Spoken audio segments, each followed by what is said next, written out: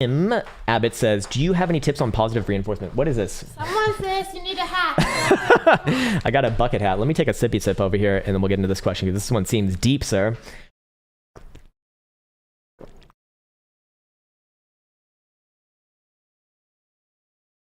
Okay, good for another 5 minutes there. Okay, this feels wrong, sir. No. This feels wrong. All right, Abbott says, do you have any tips on positive reinforcement? Say, after a great run of success, how do you like to reward yourself in a constructive manner? Thank you very much. Yeah, it's a really good question, man. So this is one of the things that I actually learned from Tony Robbins, funnily enough. One of his sort of ideologies, and you know, look, I understand that there's a lot of animosity around that guy, don't get me wrong, but if you just read his fucking book, which costs like $20, I mean, anyone can afford that shit. It was actually chock full of a lot of very useful things I found. And one of them was, whenever you do something that is basically in line with achieving whatever your self-defined goals are, it is a very good idea to essentially reward yourself. So you're on the right track with that. Now, if you're asking how I reward myself by playing video games. I reward myself by taking a little bit of a, like a relaxing walk outside. Like, I actually truly enjoy that kind of stuff. I know it's a little bit weird. And when I was younger, I'd probably not be the same way. I'd probably say like, well, I want to go out and like have a long night of drinking and other party enhancing drugs. But I don't really feel that way anymore. So it will naturally be, different for you perhaps. But just something that, is maybe more of a relaxing sort of reset for yourself to get you prepared for the next sort of goal being met. And that sort of positive reinforcement works in a couple different ways, because when you reinforce yourself for doing something that is, well, in line with your goals, you essentially create a sort of culture within your own environment that essentially promotes that, which is good, which is what you want to do. You want to facilitate getting towards your own goals. So for some people, or just for anyone, I mean, that can come up in multiple different ways, but that's how to kind of express that in that exactive manner.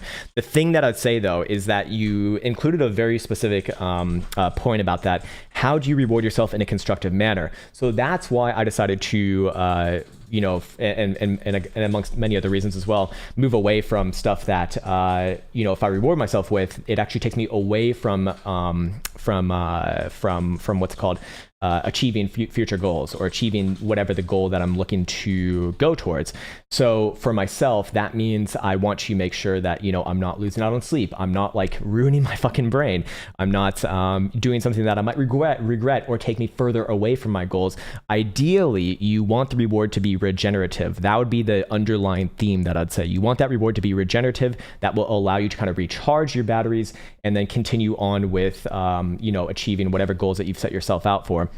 So for myself, man, like, that definitely rules out a lot of things. And ideally, you'll get to a point in life, if you're not already there, which you probably are. It sounds like you have your own business. Sounds like you're pretty well established and everything. So you probably already know this, but for other people here, especially for younger people, I think this is a little more important. At some point in your life, you'll make the switch where you stop doing things that you think that you're supposed to do that are supposed to be fun, and you'll start to go towards things that you actually want to do.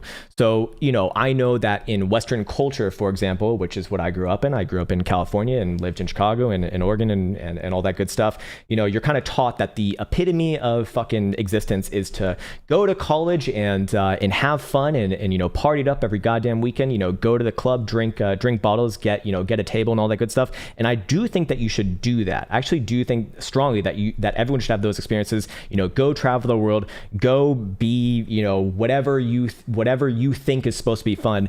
And what you'll naturally realize over time is that your idea of fun is going to change, because you'll see that, one, that sort of idea is probably not something that you even thought of to begin with.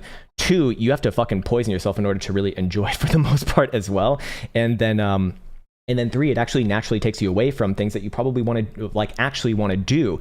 And you're really not going to know what you actually want to do or what your true goals are until you've spent some time alone with yourself, or maybe not even alone with yourself, but in a completely different environment. This is why I think traveling, especially while you're younger, is so damn important. I spent my early 20s traveling around Europe, being poor as fuck. And it was actually a really, really good experience, because when you're in a new environment with no one else that you have no sort of anchors from your past, and you essentially have to kind of reinvent yourself in a way, and you have to and through that reinvention, you will naturally find out more about who you are.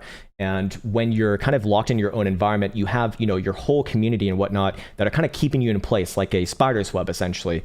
And that can be good, assuming that you have a good community around you, but you also want to get to know yourself better as well, so that you know what your actual true goals are, which will make it easier then, in order in the future to turn down things that are maybe not in line with that. So like naturally nowadays, I look at going out at night, going to like a club at night, I look at that as like a punishment, like it's not that bad, obviously, like still fun, don't get me wrong. It's fun to get drunk, but it takes me away from my goals. So it becomes more frustrating than anything else. And I just value what I'm trying to do over what I think most people think you're supposed to do. Like most people think that, when you get like, I don't know, wealth or whatever, you're supposed to like go live on a beach and fucking party every day. Look, I've done that too, man. It's fun for like a week or two. And then after that, man, it gets boring and you start to get a little bit flat emotionally, or maybe even in some cases depressed, because you're not doing anything. And we as humans, like, we need to do something. We have to have something that we're working towards. And I imagine that that's probably what a lot of people fall into depression from, is that they're not working towards something that they actually want to do. They're working towards something that they're either told they want to do or that they haven't even thought about before anyways, because they've never spent some time alone with themselves. And for that reason, I would say, I'm really fucking off track on this question, but for that reason, I'd say when you're rewarding yourself, you want to make sure that it's regenerative so that you can get closer to what you actually want to do, and then make sure that what you actually want to do, your goals, whatever it is, are something that you personally have decided on, not something that is like influenced by the outside environment as much as possible, so that you can, well, hopefully like continue on with that path. All right, I just completely destroyed that question. Sorry about that, man. I think I got way off track there, but apologies. Anyways, Nero Strutton says, bruh, can we look at